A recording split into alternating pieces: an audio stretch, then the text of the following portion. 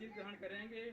पाणातिपाता वेरमणि, पाणातिपाता वेरमणि, सिक्खापदं समादयामि, सिक्खापदं समादयामि, अदिन्नादाना वेरमणि, आदिन्नादाना वेरमणि, सिक्खापदं समादयामि, सिक्खापदं समादयामि, कामेषु मिच्छाचारा वेरमणि, कामेषु मिच्छाचारा वेरमणि, सिक्खापदं समादयामि, सिक्खापदं समादयामि, मुसावादा वेरमणि, मुसावादा वेरमणि, सिक्खापदं समादयामि, सिक्खापदं समादयामि, सुरा मेरे मजबमादठाना वेरमणि, सुरा मेरे मज पमादठाना वेरमणि, सिक्खापदं समादयामि, सिक्खापदं समादयामि, बुद्धं नमामि, बुद्धं नमामि, धम्मं नमामि, धम्मं नमामि, संघं नमामि, संघं नमामि, साधु साधु साधु साधु साधु। अब आप लोग अपने अपने स्थान पर बैठ जाएं और अब मास्टर साहब इस पाली भाषा का पंचशील में जब हम लोग ग्रहण किए उसका आप हिंदी में अर्थ बताएंगे। के बाद बहुत बहुत बधाई देती है, उसके जन्मदिन की शुभकामनाएं देती है। साथियों, क्योंकि हम लोग जिस भाषा को भी दोहरा रहे थे वो भाषा ना तो हमें जो है स्कूल में पढ़ाई जाती है, ना तो हमारे पाठ्यक्रम में रखी गई है। क्योंकि हम कार्यक्रमों में ही इस भाषा को जान सकते हैं और इसको सुन सकते हैं। क्योंकि हम लोग भी पाली पढ़े नहीं है, लेकिन किताबों को पढ़ करके हम लोग जो है उसका अर्थ जो है जान पाए। क्योंकि आप सभी लोग ऐसे समाज में जो है हम लोग जन्म लिए हैं कि हमको आपको पढ़ने का अधिकार अब मिला है 26 जनवरी 1950 के बाद। इसके पहले हमको आपको पढ़ने का ही अधिकार नहीं था। तो जब पढ़ने का अधिकार नहीं था तो भाषा का तो कोई सवाल ही नहीं उठता है। तो चूंकि जो भी शास्त्र जो ग्रंथ लिखे गए सारे संस्कृत में थे, तो संस्कृत तो हमको पढ़ने का परमिशन ही नहीं थी, संस्कृत हम जो है पढ़ नहीं सकते थे। तो इसलिए जो भी चीजें आज तक हमको बताई गई संस्कृत में बताई गई। आज भी कथा वार्ता जो भी होती है संस्कृत में होती है।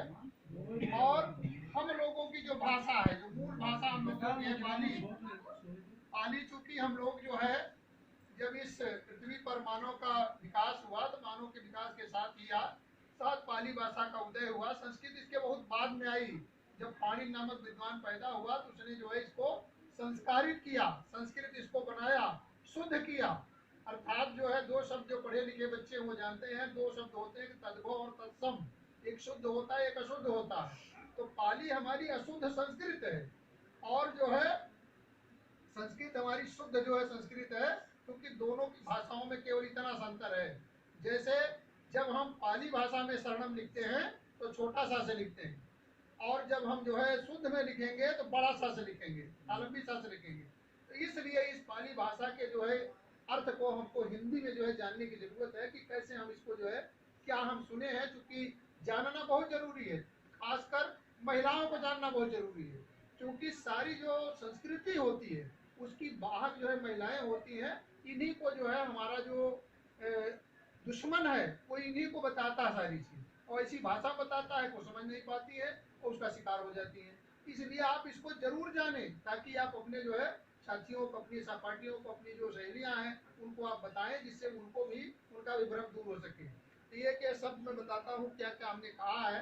सबसे पहले हमने कहा कि नमो तस् भगवतो अरहतो सम्मा संबुद्धस। नमो माने नमस्कार करते हैं, तस् माने उनको, भगवतो माने भग माने होता दोष, हतो माने मारने वाला, उनको जो है मार देने वाला, आर्य माने शत्रु, हतो माने मार देने वाला। इस मतलब भग माने दोषों को मार देने वाले, ऐसे शत्रु को मार देने वाले, ऐसे सम्यक संबुद्ध को हम नमस्कार करते हैं, नमस्कार करते हैं, नमस्कार करते हैं। कौन ऐसे व्यक्ति जो है पैदा हुए इस धरती पर? मानव के रूप में सबसे पहले जो है बुद्ध पैदा हुए, जिन्होंने यह काम किया कि अपने जितने भी शरीर में दुर्गुण थे, जो शारीरिक हमारे दोष हैं, उसको इन्होंने मार दिया, अर्थात खत्म कर दिया। हमारे शारीरिक दुर्गुण क्या है? लोभ, मोह, क्रोध और ईर्ष्या। अगर ये हमारे मन से निकल जाए तो हमारे सामने वाला हमारा दुश्मन नहीं रह जाएगा, कोई किसी से हमारी दुश्मनी नहीं रहेगी। अगर यह चीजें निकल जाए, हम या तो लोभ बस उससे जो है घृणा करते हैं, या तो मोह बस करते हैं, या ईर्ष्या बस करते हैं, तो ये सारी चीजें जो है, जो व्यक्ति, दुनिया का कोई व्यक्ति इसको अगर त्याग देता है तो कभी कोई समस्या नहीं होगी। इसलिए हम सम्यक संबुद्ध को जो है याद करते हैं, उनको नमस्कार करते हैं कि उन्होंने सबसे पहले ये काम किया और कहा मनुष्य को ये काम करना चाहिए, ये जो है अहंकार सारा छोड़ देना चाहिए। और 3 बार हमने दोहराया। 3 बार दोहराने के पीछे बेटा बात ना करो, जैसे सुनो। 3 बार दोहराने का केवल एक मकसद होता है कि ताकि हम जो है कोई चीज याद कर सके, वो हमारे जहन में उतर सके और हम उसका अमल कर सके। फिर दूसरी बात हमने कहा, बुद्धं शरणं गच्छामि, मैं बुद्ध की शरण में जाता हूँ। तो बुद्ध ने अपने जीते जी बात बता दी थी कि मेरी शरण में मत आओ। बुद्ध माने उन्होंने कहा ज्ञान। बुद्ध तुम भी बन सकते हो, हम बने हैं, तुम भी बन सकते हो, ये बच्चा भी, स्त्री भी, पुरुष भी, ये छोटी बच्चियां भी, सारे लोग बुद्ध हो सकते हैं। बुद्ध माने ज्ञानी, बुद्ध माने प्रकाश। तो हम बुद्ध की शरण में जाते हैं, मतलब ज्ञान की शरण में जाते हैं। दूसरी बार और तीसरी बार, मतलब 2 बार 3 बार हम जो है ज्ञान की शरण में जाते हैं, बुद्ध की शरण में जाते हैं। दूसरी बात हमने कहा धम्मं शरणं गच्छामि, हम धम्म की शरण में जाते हैं। धम्म का मतलब उन्होंने बताया, धम्म माने धर्म नहीं, धम्म का मतलब कि जिस मार्ग पर चलने से प्रकृति के जितने भी जीव हैं सबका कल्याण होता है।